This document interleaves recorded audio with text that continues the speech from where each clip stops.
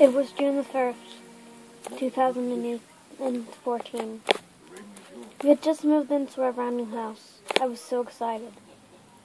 After a week, I was happy. I had everything I needed. I had pets, family, and friends. The school was awesome. I made so many friends. But there's one thing that bothered me in the 1 month that I'd been there. Every couple of nights I'd hear knocking on my window. It only happened when the blinds were down. The nights I have left them open, I would hear knocking, but no one would be at the window. When the blinds are closed, I could see a dark shadow coming from the distance. I go to peek, but the shadow's still there, but no one is behind the curtain. My body shriveled in fear at that time, noticing to see something that wasn't there. I tried to sleep that night, but struggled. The series of knocking made my body feel not alone. I felt like I was being watched. 2 months later, I complained to my parents saying this. They said it was just a prankster. But don't pranksters do it in the morning or the afternoon? They asked me if it was anyone at school, but I refused, since everyone was so kind. I don't see why they would do this. But one night, I looked under my bed. I saw eyes. A pair of white eyes with no pupil. I stood there paralyzed in shock of what I saw. I couldn't move.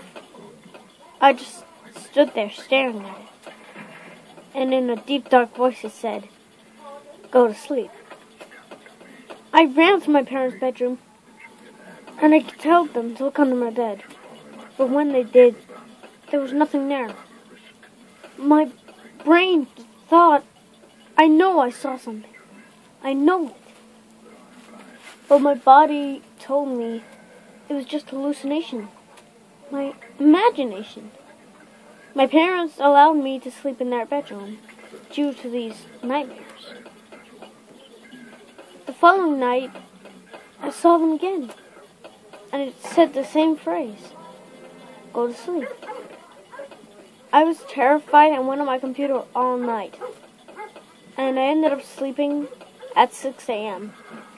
due to it only being daytime. At nighttime, it was terrifying. Every night I had to sleep in my parents' bedroom. One night, I was sitting up in my bedroom, playing on my laptop. At the very corner of my room, I saw a gray hoodie, black trousers, and white shoes. Slowly, a face appeared, with the biggest smile I've ever seen, going up to about the whole size of his cheeks, blood dripping from his eyes. He said the same phrase as he did. Go to sleep. He shocked me. I asked his name. I demanded it. He said, My name is Jeff. Jeff the what? Jeff what? He said in a creepy voice, as if he was gurgling. Jeff the killer. As his head tilted to the side, I shriveled in fear. My eyes stood there. I rubbed my eyes, thinking it was just a hallucination. But it wasn't. It was just pure humanity going through my body. It was unexplainable. But I had to listen. He asked me in one of the most frightful voices, Go to sleep, he said. I refused once more, only to see him climb on the top of my bed with a knife in his hand. He threatened me, If you don't go to sleep, I'll kill you. Although if you go to sleep, I'll kill you anyway, he said to me. I was terrified. I had the heart to open up the window and jump out, but I have a feeling that he's locked it already. In my mind, I said to myself, dead. I'm just dead. But in a burst of time, a woman came through the window. She had no eyes, pale skin, black hair. Jeff looked at her and said, "What are you doing here?" She said in a dark tone, "To save him." But what didn't come clear to me is her name was Jane. Jane the killer. And Jeff was Jeff the killer. So if there's a Jane and Jeff the killer, does that mean they're dating? Quickly, I ran out of my room. They thought I had gone into the extra room and checked. I woke up my parents and asked them to go to the storage room. There they were, both of them, Jeff and Jane, found out. My parents called the police immediately. Jane had escaped.